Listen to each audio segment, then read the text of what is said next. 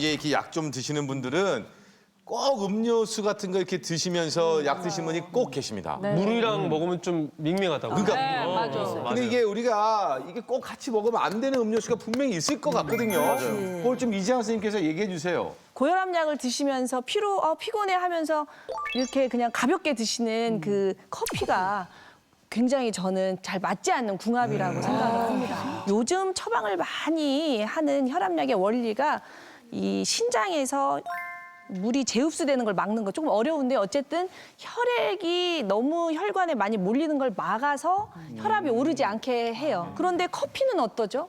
커피가 이뇨작용이 있잖아요. 그러니까 몸에서 수분을 빼니까 혈압약으로 인해서 혈액이 줄어들었는데 커피까지 혈액을 줄이니까 당연히 뇌까지 혈액이 잘 안 가서 어지러울 수 있잖아요. 힘을 주게 되는. 네, 그런데다가 커피를 마시면은 힘이 나잖아요. 그게 교감신경을 흥분시키거든요. 그러니까 혈압을 또 올리는 경향이 좀 있어요. 혹시 뭐 또 피해야 되는 음료수 또 뭐가 있을까요, 서동 선생님? 저는 이제 어떤 분들 중에 네. 이제 좀 건강에 좋겠다라고 생각하시고 우유랑 같이 드시는 분들. 그런 분도 있어요. 우유. 약을요? 우유는 그냥 물과 다르게 단백질이나 칼슘 이런 것들이 들어가 있잖아요. 이런 물질들이 상호작용을 일으킬 수 있는 거예요. 그래서 제산제 같은 경우는 칼슘이 점점 더 증가할 수가 있어요. 오히려 칼슘이 더 증가해서 혈중 칼슘 농도가 늘어나서 그것 때문에 뭐 구토나 탈수증이 발생할 수도 있는 거고요.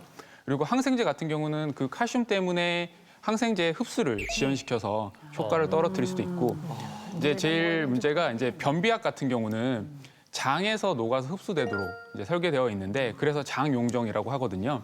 그런데 우유의 알칼리 성분 때문에 이게 위에서 녹아버려서 장까지 약효가 가지 않아서 효과를 떨어뜨릴 수 있죠. 그래서 우유랑 먹는 것은 피하는 게 좋습니다.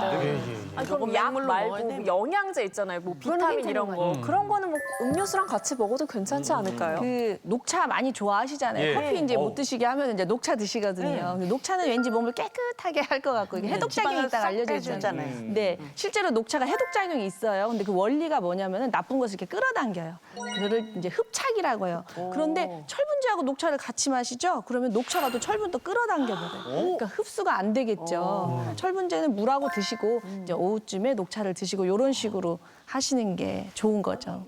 근데 이렇게 만성질환 있으신 분들이 피해야 되는 음료가 있다면 또 만성질환 있으신 분들이 약 드실 때 피해야 되는 식품들도 좀 있을 것 같거든요. 미래 선생님 어떤 게 있을까요? 네. 제가 설명드릴 이 식품은 사실 건강에 굉장히 좋다고 알려져 있는 식품이에요. 하지만 고혈압약을 드시고 계신 분이시라면 좀 예. 주의가 필요한 식품들을 소개를 해드릴게요. 콩이랑 바나나요. 왜요? 의외죠. 되게 맛있을 것 같은데? 바나나 좋아해. 몸에 굉장히 좋다고 언제 먹어야 알려져 돼, 있잖아요. 일단은 모든 분들이 피하셔야 되는 건 아니고요. 콩 같은 경우는 아연이 굉장히 풍부해요. 아연이라는 게 정상적인 상태에서 우리가 복용을 하면 면역력도 올려주고 남성분들 뭐 정력에도 좋고 이렇게 잘 알려져 있지만 고혈압 약 중에서 성분을 한번 확인을 해보세요.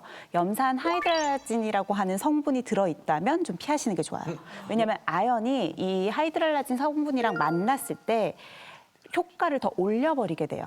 그러면 아까 설명드린 것처럼 효과가 올라가면 무조건 좋은 게 아니고 부작용이 같이 올라가게 되거든요. 그리고 이제